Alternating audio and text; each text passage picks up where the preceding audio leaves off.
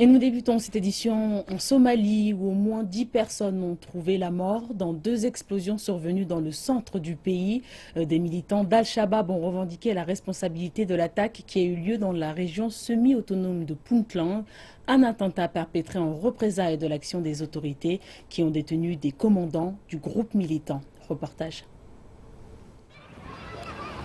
Les images ne sont pas nettes, mais l'on y décèle les conséquences immédiates de l'attaque de dimanche. Des écoliers qui courent dans toutes les directions quelques minutes après l'explosion.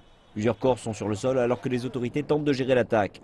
Au moins 10 personnes, dont des civils et du personnel de sécurité, ont été tuées après qu'Al-Shabaab a lancé 2 véhicules piégés dans le quartier général de Galkaysio dans la région de Mudug.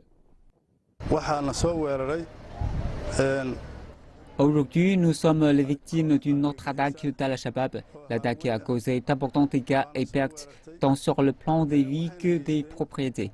Mais je vous le dis, ils n'ont pas atteint leur objectif. Nous contrecarrerons toutes les attaques futures que prévoit Al-Shabaab.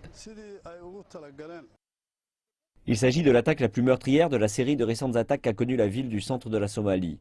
Plus tôt en mars, les forces de Puntland ont été confrontées aux militants terroristes qui s'étaient brièvement emparés de villages côtiers de la région du nord-est et 170 d'entre eux ont été tués.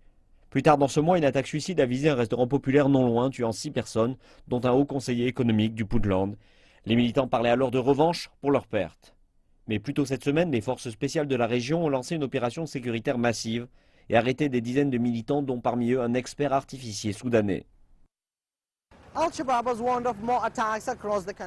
Al-Shabaab a averti que d'autres attaques étaient prévues dans le pays. Et avec les élections parlementaires et présidentielles dans quelques mois, les responsables de la sécurité du pays devront garantir la tenue du scrutin dans un environnement sain et en sécurité.